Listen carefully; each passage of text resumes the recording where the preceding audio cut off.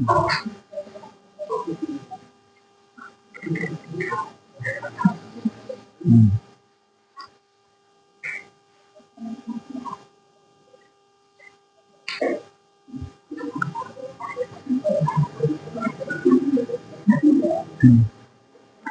हम लोग ध्वनि के गुण पढ़ रहे थे, जिसमें हम लोग पढ़े थे प्रबलता और तीव्रता।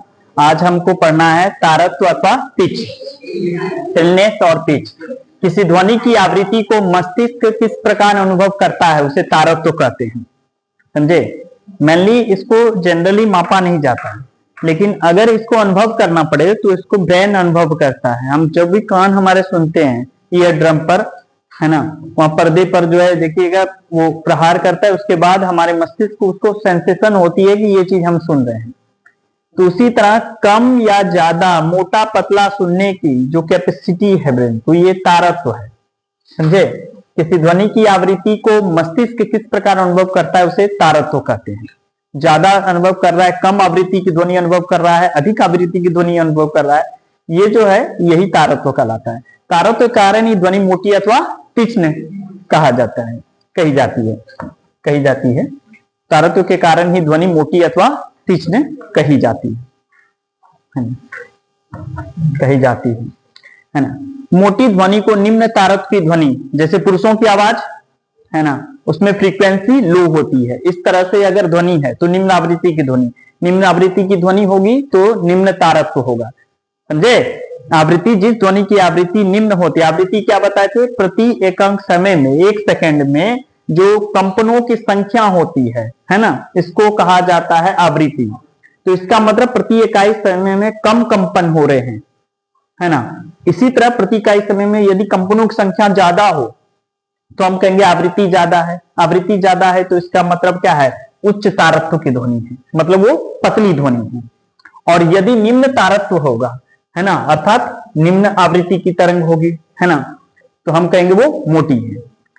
निम्न तारत्व, निम्न आवृत्ति, एनर्जी लो, ठीक है, कम ऊर्जा। उच्च तारत्व, उच्च आवृत्ति की तरंग, एनर्जी हाई, उच्च होगी, है ना। इसी बात को कहें कि ध्वनि को उच्च तारत्व की ध्वनि कहते हैं। जैसे स्त्रियों की आवाज कहा जाता है, इसलिए तीक्ष्ण होती है स्त्रियों की आवाज, पतली होती है ना। बहुत लोग जेंट्स के गाने इतने इतने सुने हुए हैं, ठीक है। और आप अनुभव कीजिएगा कि जितना आप जेंट्स का गाना दिन भर सुन लेते हैं कुछ नहीं, औरतों के गीत जो है पतली ध्वनि आप दिन भर सुन के देखिए, अजीब सी वाइब्रेशन होनी शुरू हो जाएगी ब्रेन में। इसका कारण उसकी पतली होती, हिट करता है ना। तो बीच बीच में इसलिए मिक्स करके जहां होता है वो ध्वनि, वो अच्छा लगता है गाना आपको जिसमें दोनों हो, जेंट्स का भी है, लेडी का भी है, बीच में लेडी है फिर जेंट्स है ना। नहीं तो आप सुनते हुए देखते हैं कि पटरी पर से एक बइये जब हट जाता है और जब तीक्ष्ण ध्वनि आना होते हैं तब आप देखते हैं उसके वाइब्रेशन को अनुभव करते हैं कि ज्यादा तीक्ष्ण होता है ना। चिल्लाने की आवाज जो आप देखिएगा, हमने बताया था आपको, उसमें जो चिल्ला रहा है भूत वाले फिल्मों में, उसमें पतली ध्वनियां दिखाई देती है चिल्लाने की, है ना। पतली ध्वनियों को इंडिकेट किया, डरावनी पतली, है ना।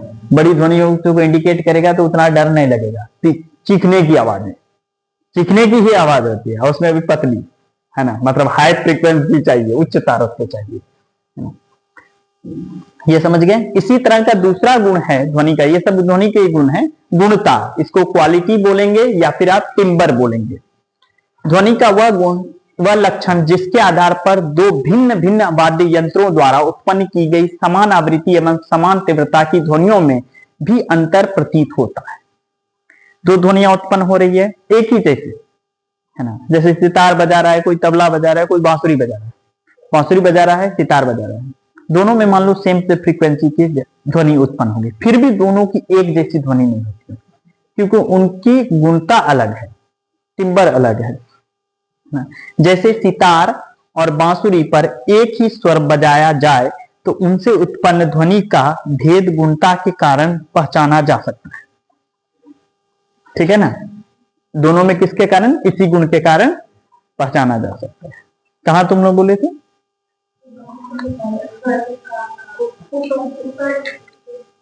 कहां पर,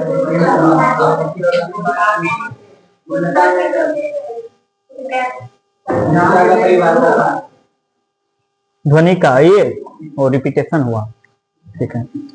तो भेद गुणता के कारण ही पहचाना जा सकता है। तो गुणता भी क्या है, ध्वनि का एक प्रमुख लक्षण है, ठीक है। हम थोड़ा उसमें देखें।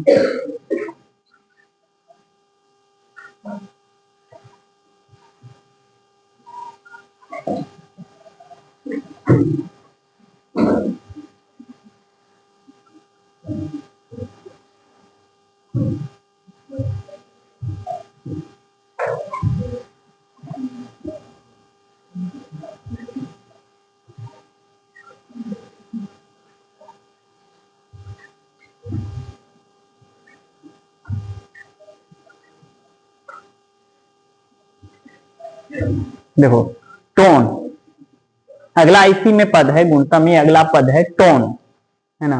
एकल आवृत्ति की ध्वनि को टोन कहते हैं। एक ही सिंगल आवृत्ति की ध्वनि को टोन कहेंगे। एक जैसी आवृत्ति होती है, जैसे मैंने कहा था सा,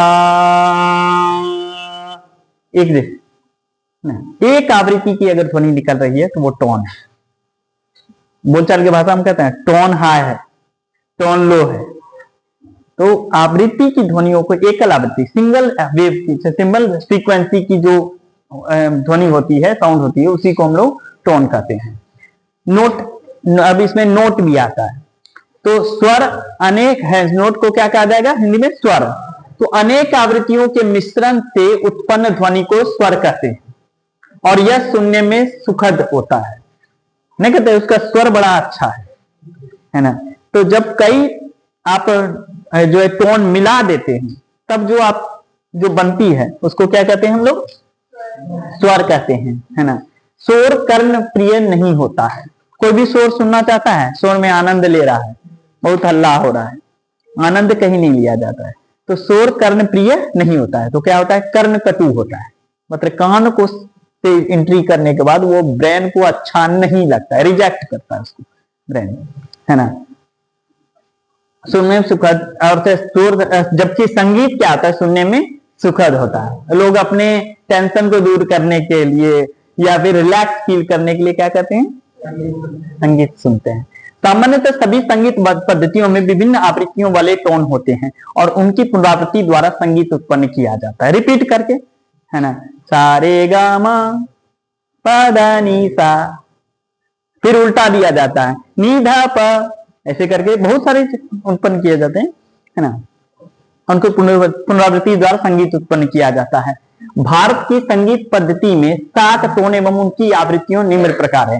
जैसे सा है तो इसके 265 HZ हर्ट्ज में मापा जाता है पर सेकंड या हर्ट्ज में, तो 265 हर्ट्ज के आसपास। रे का 294, 330, ग का म का 349 और प का 392 और ध का 440, नी का 494।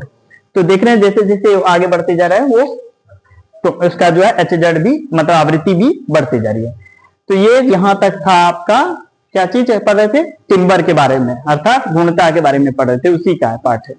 अब है साउंड बूम, ध्वनि बूम, है ना। तो जेट प्लेन आकाश में चलता है, उसके बाद जैसे आप देखेंगे कि गुजरता है, उसके पीछे जो है ना गुमड़ने की आवाज आती है, जैसे बादल गुमड़ रहा है ना, यही है ध्वनि बूम। इसमें होता क्या है कि जब बहुत तेजी से प्लेन आगे चलता है ना, तो वो आवाज उत्पन्न कर रहा होता है। तो वो क्या होता है कि वहां की जो ध्वनि तरंगे होती हैं वो आगे से, क्योंकि वो साउंड की स्पीड से भी ज्यादा जा रहा है, जेट प्लेन साउंड की स्पीड से भी, हम बताए थे कि साउंड की स्पीड से भी ज्यादा जा रहा है, सुपरसोनिक प्लेन जो है वो साउंड की स्पीड से भी ज्यादा जा रहा है। इससे क्या होगा कि आगे की जो तरंगे होती हैं वो एक जगह ऐसे जब जाएगा तो तरंगे यहां से हटके यहां पर जमा होने लगेंगी, है ना। यहां से उनका जमाव इधर आना शुरू हो जाएगा। जब ये जमा बड़ा यहां हो जाएगा, इस तरह के तरंगे आपस में फिर टकराएंगे। इसके टकराने से, ये एनर्जी का फॉर्म है तरंगे, तो टकराने के कारण एक विस्फोट जैसी आवाज होती है और उसकी प्रतिध्वनि जो है वो गूंजने लगती है। तो यही कहलाता है। आप प्लेन में देखे होंगे, अभी घटना होती है कि हाई ऊपर से जो जाती है ना, तो कई बार से देखे उसके चारों ओर बादल जैसे बन जाते हैं, पीछे प्लेन के चारों ओर बादल बनने लगते हैं। ऐसे सुपरसोनिक जेट जब जाता है तो उसके चारों ओर बादल जैसे, है ना, वो टेम्परेचर को थोड़ा लो होने के कारण उसके चारों ओर ऐसा दिखा जाता है, वाटर ड्रॉपलेट्स वहां कलेक्ट होने लगते हैं, वो देखा जाता है। लेकिन ये जो घटना है ये अलग घटना है। इस घटना में क्या होता है कि जब वेव आगे के वेव जो है ऐसे चल रहे हैं, वो कटते हुए जाते हैं तो पीछे की ओर वो एक जगह कलेक्ट होना शुरू होता है, और तब तक क्या होता है, तब तक प्लेन आगे बढ़ जाता है, और ये बढ़ने के कारण यहाँ ब्लास्ट करता है, ब्लास्ट। इसी के चाबुक में भी यही होता है, जब चाबुक आप लेते हैं उसमें ऐसे कीजिएगा तो ये क्या करता है, ये साउंड के जो वेव्स है या फिर साउंड माना जा सकता है, साउंड की जो चाल है उससे भी तेजी में ये वहां से हट जाता है। नतीजा होता है ये वेव को वहां काटता है। एट लास्ट वेव के दबाव के कारण, तरंगों के दबाव के कारण वहां टकराने की आवाज, चट जैसी आवाज उत्पन्न होती है ना, ऐसा लगता है, होता है ना ऐसे जब करते हैं। कपड़ा या किसी चीज को भी हम लोग जैसे ऐसे झटकते हैं स्पीड में तो भी चट जैसी आवाज होती है। तो वो क्या आपको लगता है कि कपड़े में टकराने से उतनी आवाज उत्पन्न होगी? या फिर मान लीजिए आप इस चाबुक के 2 लेयर लीजिए, उतना स्पीड से मारिएगा तो उतना आवाज नहीं उत्पन्न होता है, लेकिन ऐसे जब आप करते हैं तो उसमें ज्यादा उत्पन्न होता है आवाज। तो यही होता है। तो क्या होता है कि सोनिक बूम भी इसको कहते हैं, या तेज गड़गड़ाहट जैसी आवाज है जो किसी वस्तु के ध्वनिक गति से भी तेज चलने से उत्पन्न होती है। यदि कोई वस्तु ध्वनि की भी गति से भी यदि तेज चल रहा होता है तब ये उत्पन्न होगी, है ना। यह ध्वनि तरंगे वस्तु के आगे निकलने और सभी दाब तरंगों को संपीड़ित करने के कारण होती है। आगे निकल गई और जो पीछे वाली दाब तरंगे हैं वो काटते हुए जो गया वो तो आगे निकल गई, लेकिन ये दाब तरंगे आके यहां से इस तरह से, तो इनमें आपस में टकराव हुआ जिसके कारण वो साउंड प्रोड्यूस हुआ। ये तो कम होता है, लेकिन जेट प्लेन जहां चलता है ना, थोड़ा दूर जाने के बाद बहुत ज्यादा होता है, नजदीक वाले को बहुत ज्यादा लगता है कोई ब्लास्ट हो गया, ऐसा सुनाई देता है। ये तो हम लोग दूर में सुनते हैं तो हम लोगों को लगता है कि हाँ गड़गड़ाहट की आवाज आ रही है ना, रिफ्लेक्ट हो रहा है। प्लेन वहां नहीं है, प्लेन तो बहुत आगे चला गया, लेकिन गड़गड़ाहट अगर आवाज यहां तक पहुंचती है। लेकिन सोच के देखो कि आगे वाला जो वहां आदमी होता होगा उसको कैसा लगता होगा।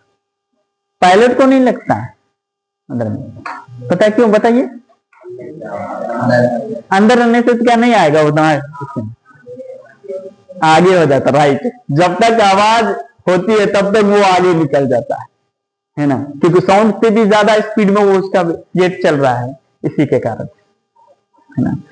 तो जिससे इसे संपीड़ित करने के कारण होती है, जिससे शॉक वेव करते हैं, शॉक लग जाता है ना, कहते हैं प्रघात, झटका, तो शॉक वेव करते हैं। एक ये टकराता है शॉक के जैसा, या प्रघाती तरंग बनती है। कल भी इसके बारे में और सारा चीज पढ़ेंगे, आज इतना ही ठीक है।